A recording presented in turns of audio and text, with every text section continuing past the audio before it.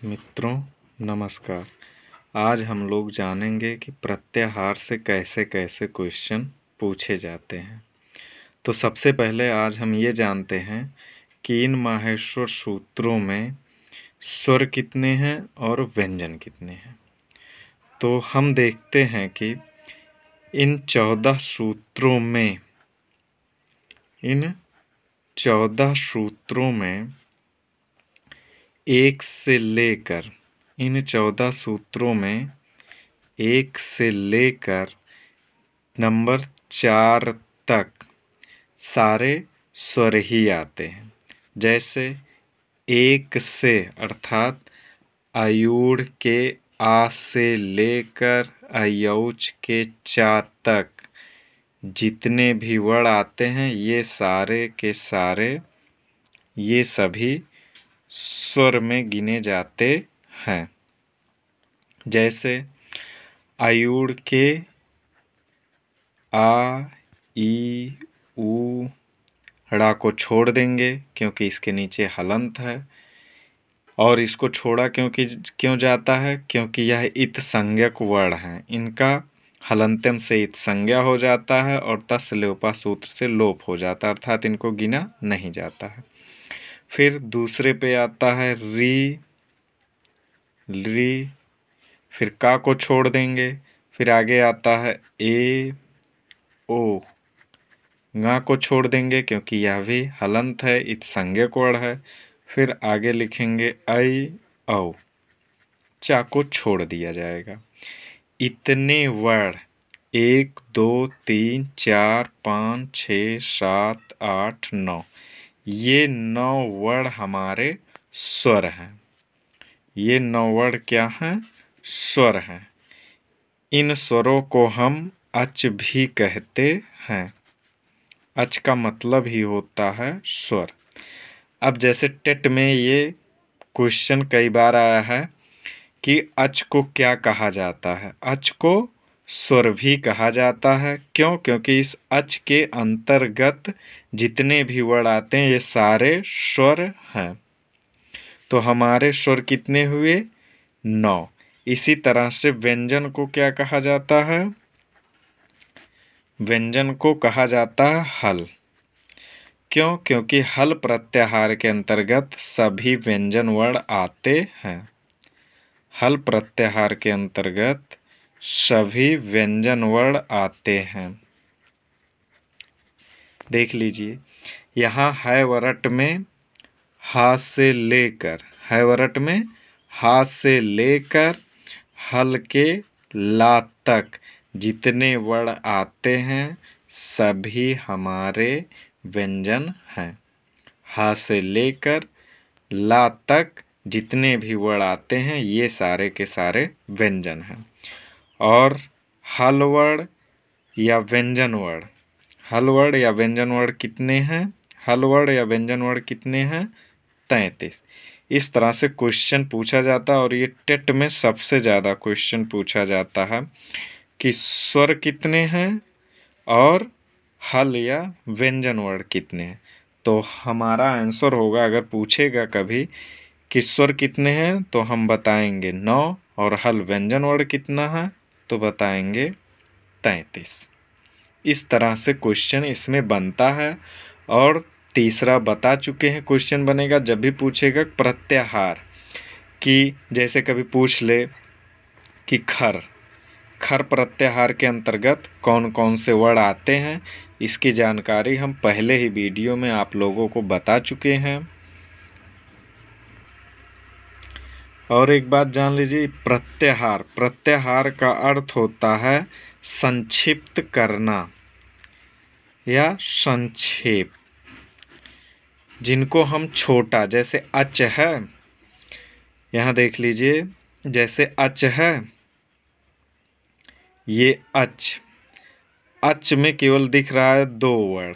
अच है, अच में कितना वर्ण दिख रहा है? 2 वर्ण, आ और चा, ये 2 वर्ण दिख रहे हैं। जबकि इसके अंतर्गत आते कितने हैं? 9 स्वर। कौन कौन से अच के अंतर्गत आते हैं? आ, ई, ऊ, री, ली, ए, ओ, ऐ, औ। अंतिम जितने भी इत संज्ञक वर्ण हैं, अर्थात जिन वर्णों के नीचे हलंत दिया है उनको हम छोड़ देंगे। तो एक चीज़ और है, अगर कभी ये क्वेश्चन पूछे इत संज्ञक वर्ण कितने हैं, इत संज्ञक वर्ण कितने हैं, अगर इस तरह से क्वेश्चन पूछता है तो हमारा आंसर होगा 14। कैसे, जैसे देख ली, इत संज्ञक वर्ण हैड़ा 1, का 2, ङा 3, चा 4, टा 5, ड़ा 6, मा 7, या 8, शा 9, ये शा 10, वा 11, या 12, रा 13 और ला 14। ये 14 वर्ण क्या हैं, इत संज्ञक वर्ण हैं। ये भी कभी कभी परीक्षाओं में पूछा जाता है कि माहेश्वर सूत्र में इत संज्ञक वर्ण कितने हैं, तो हमारा आंसर होगा 14। इन माहेश्वर सूत्रों में एक और चीज़ आप देखेंगे, जो ये माहेश्वर सूत्रों में वर्ण दिए गए हैं, जैसे या, वा, रा, ला, या से लेकर ला तक आप देखेंगे या, वा, रा और ला, ये चार वर्ण अंतस्थ वर्ण कहे जाते हैं। ये भी परीक्षाओं में पूछता है।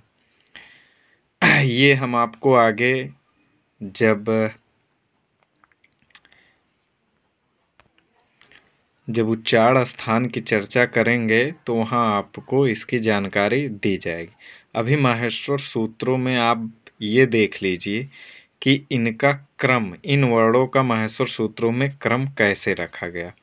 अब यहाँ देखिए, यहाँ से लेकर माँ तक जितने भी वर्ण हैं, यहाँ से लेकर माँ तक जितने भी वर्ण हैं, ये सभी वर्ग के 5वें अक्षर हैं।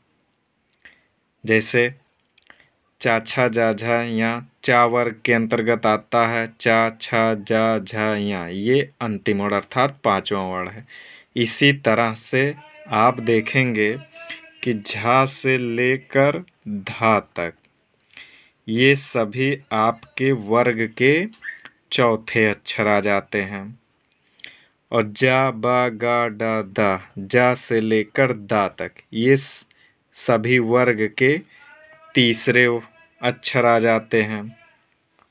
इसी तरह से खा, फा, छा, ठा, था, खा से लेकर था तक ये वर्ग के दूसरे अक्षर आ जाते। जैसे का वर्ग का दूसरा वर्ण खा, पा वर्ग का दूसरा वर्ण फा, चा वर्ग का दूसरा वर्ण छा, टा वर्ग का दूसरा वर्ण ठा और ता वर्ग का दूसरा वर्ण था, ये आ जाते हैं। फिर आगे आप देखिए, चा, चा, टा, ता, फिर का और पा, ये चा, टा, ता, का, पा, ये इतने वर्ग के पहले अक्षर आ जाते हैं। ये जो आगे है आपका शा, सा, सा, रा, इसमें शा, सा, सा और हा, इनको हम ऊष्म व्यंजन कहते हैं। इस तरह से याद करने में आपको आसानी भी होगी कि व्यंजन सबसे पहले 5, फिर 4, फिर 3, फिर 2, फिर 1, फिर ऊष्म, ये आते हैं। वर्ग का मतलब होता है, जैसे का वर्ग कहने का मतलब ये हुआ कि का से लेकर ङा तक जितने वर्ण आते हैं वो कवर्ग में आते हैं, उनको कवर्ग कहा। जैसे का, खा, गा, घा, ङा, ये 5 वर्ण आपके कवर्ग में आते हैं। इसी तरह से अगर चवर्ग होगा तो चवर्ग में भी यही है, चा, छा, जा, झा, इया, ये आपके चवर्ग में आते हैं। तो इस तरह आपको माहेश्वर सूत्र याद करने में आसानी होगी। अगर आप माहेश्वर सूत्र याद कर लेते हैं तो अगला वीडियो जो हमारा संधि पर बनेगा उसमें आपको संधि समझने में बहुत आसानी होगी।